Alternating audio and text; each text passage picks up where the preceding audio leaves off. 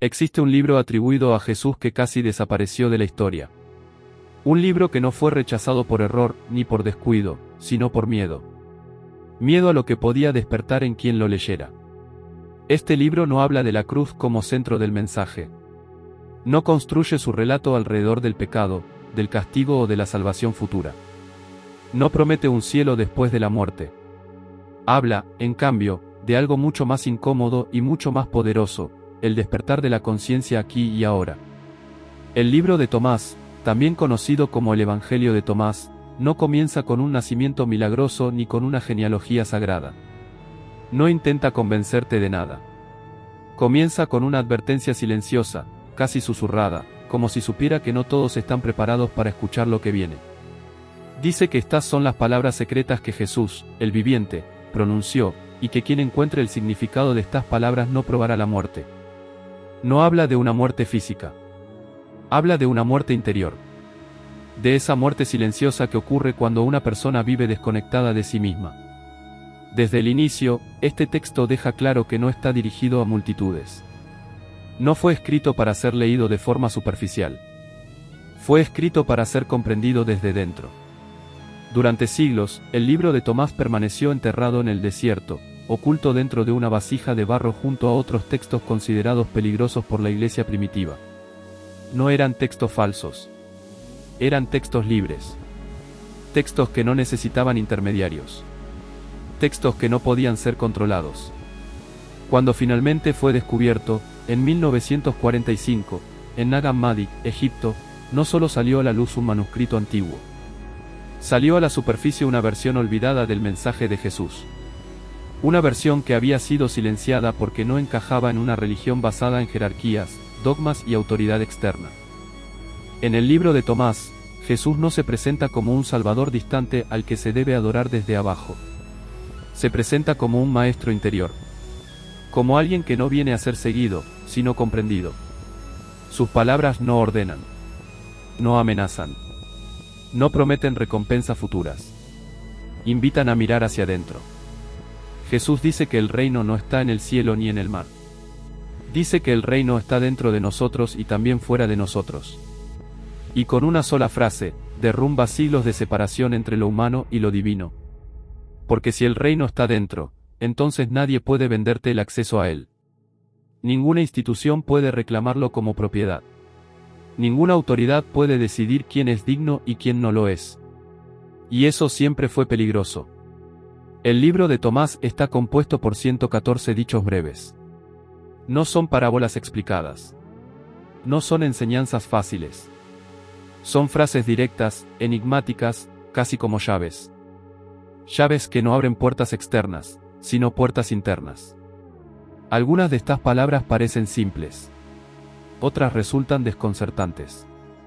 Y muchas incomodan profundamente, porque no confirman creencias, las cuestionan. Jesús habla de un origen luminoso, anterior al mundo material. Habla de una esencia que existía antes del nombre, antes del cuerpo, antes de la historia personal. Habla de algo que fue olvidado, pero no perdido. Y afirma que cuando una persona se conoce a sí misma, entonces es verdaderamente conocida. Entonces recuerda que es hija del Padre viviente. No por adopción. No por mérito. Sino por naturaleza. En este texto no hay sacerdotes. No hay templos sagrados. No hay rituales obligatorios. No hay jerarquías espirituales. Solo hay conciencia. El libro de Tomás no enseña obediencia. Enseña lucidez. No ofrece salvación futura. Ofrece presencia. Por eso fue considerado peligroso. No porque contradijera a Jesús, sino porque lo mostraba de una forma imposible de controlar. Mientras otros textos construían una religión, Tomás señalaba una experiencia. Mientras otros hablaban de creer, Tomás hablaba de ver. Mientras otros prometían después, Tomás apuntaba a la hora. Este evangelio no intenta responder todas las preguntas. Hace algo más radical, cambia la pregunta. Ya no se trata de ¿qué debo creer?, sino de ¿estoy realmente despierto? Y quizá por eso, después de siglos de silencio, el libro de Tomás vuelve a aparecer justamente en una época en la que cada vez más personas sienten que algo no encaja. que la realidad enseñada no explica el vacío interior, que las respuestas heredadas ya no alcanzan. El libro de Tomás no busca multitudes, no busca seguidores, busca recordadores. Personas que, al escuchar estas palabras, no sienten algo nuevo, sino algo extrañamente familiar. Como si no estuvieran aprendiendo, sino recordando. Porque este libro no viene a darte una verdad. Viene a devolverte a ti mismo. Y tal vez esa haya sido siempre la enseñanza más peligrosa de todas. Para comprender por qué el libro de Tomás fue excluido de la Biblia, es necesario ir más allá de los textos y mirar el contexto. Mirar el conflicto silencioso que existía en los primeros siglos del cristianismo. Un conflicto que no era solo teológico, sino profundamente humano. En la tradición oficial, Tomás quedó marcado como el discípulo que dudó. El incrédulo. El que necesitó tocar para creer. Pero las tradiciones antiguas raramente son inocentes. Cuando una figura es reducida a un rasgo negativo, casi siempre hay algo que se intenta ocultar. El nombre Tomás proviene del arameo Tahoma, que significa gemelo. Y en los textos antiguos también es llamado Dídimo, que en griego tiene exactamente el mismo significado. Gemelo. La pregunta inevitable es, ¿gemelo de quién? Para muchas corrientes gnósticas, Tomás no era un discípulo común. Representaba al iniciado. Aquel que no se conforma con creer, sino que necesita comprender desde la experiencia directa. Mientras Pedro simbolizaba la estructura, la autoridad y el nacimiento de la iglesia institucional, Tomás simbolizaba la gnosis. El conocimiento interior. La verdad vivida, no enseñada. Y ahí nace el conflicto. Porque una religión puede convivir con la fe ciega, pero no con la conciencia despierta. Una institución puede guiar multitudes, pero no individuos lúcidos. El Evangelio de Tomás no fue escrito para organizar comunidades. Fue escrito para provocar despertares individuales. No habla de obediencia. Habla de visión interior. No establece reglas. Plantea preguntas. Y eso lo volvió incompatible con un cristianismo que, a partir del siglo IV, necesitaba uniformidad, dogma y control. Silenciar a Tomás no fue una casualidad. Fue una decisión. El libro de Tomás no suaviza el camino. No ofrece consuelo inmediato. Ofrece verdad. Y la verdad, cuando se presenta sin filtros, desorienta antes de liberar. Jesús dice que quien busca encontrará, pero que al encontrar quedará perturbado. Eso no es una amenaza. Es una descripción honesta del despertar. Porque despertar no confirma identidades. Las disuelve. Las palabras de Tomás no buscan construir una imagen ideal de la espiritualidad. Buscan romper la ilusión. Cuando Jesús dice que no es el maestro, sino que todos han bebido de la misma fuente, está desmontando la jerarquía espiritual desde la raíz. Está diciendo que nadie camina delante de nadie. Que todos tienen acceso directo. Cuando afirma que está presente en la madera partida y bajo la piedra levantada, está diciendo que lo divino no está separado de lo cotidiano. Que no existe un mundo profano. Todo es presencia. Pero esa idea es profundamente incómoda. Porque si todo es sagrado, entonces no hay refugio para la inconsciencia. Tomás no adorna la verdad. La expone. El libro de Tomás no suaviza el camino. No ofrece consuelo inmediato. Ofrece verdad. Y la verdad, cuando se presenta sin filtros, desorienta antes de liberar.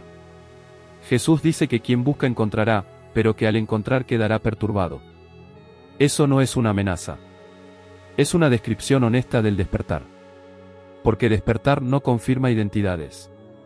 Las disuelve. Las palabras de Tomás no buscan construir una imagen ideal de la espiritualidad. Buscan romper la ilusión. Cuando Jesús dice que no es el maestro, sino que todos han bebido de la misma fuente, está desmontando la jerarquía espiritual desde la raíz. Está diciendo que nadie camina delante de nadie. Que todos tienen acceso directo. Cuando afirma que está presente en la madera partida y bajo la piedra levantada, está diciendo que lo divino no está separado de lo cotidiano. Que no existe un mundo profano. Todo es presencia. Pero esa idea es profundamente incómoda.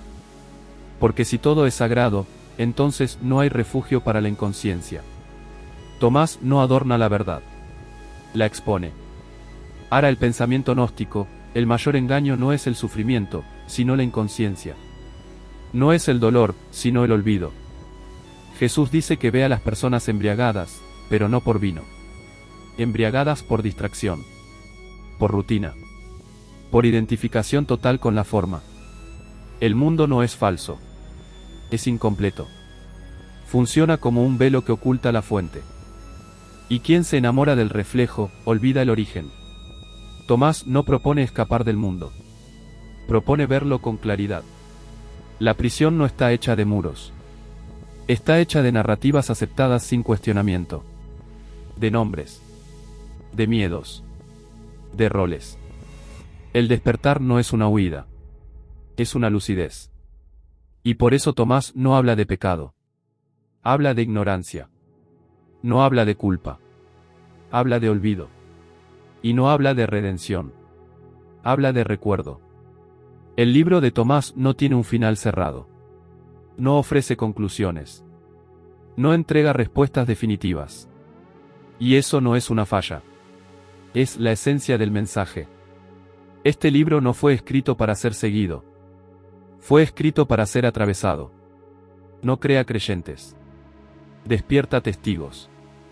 Quien llega hasta el final del Evangelio de Tomás no recibe una instrucción final. Recibe un silencio. Un espacio. Y en ese espacio, solo queda una pregunta viva: ¿estás despierto ahora? Tomás no promete salvación. Promete verdad. Y la verdad no libera porque sea cómoda. Libera porque es real. Por eso este libro nunca buscó multitudes. Buscó resonancia. Y sigue buscando.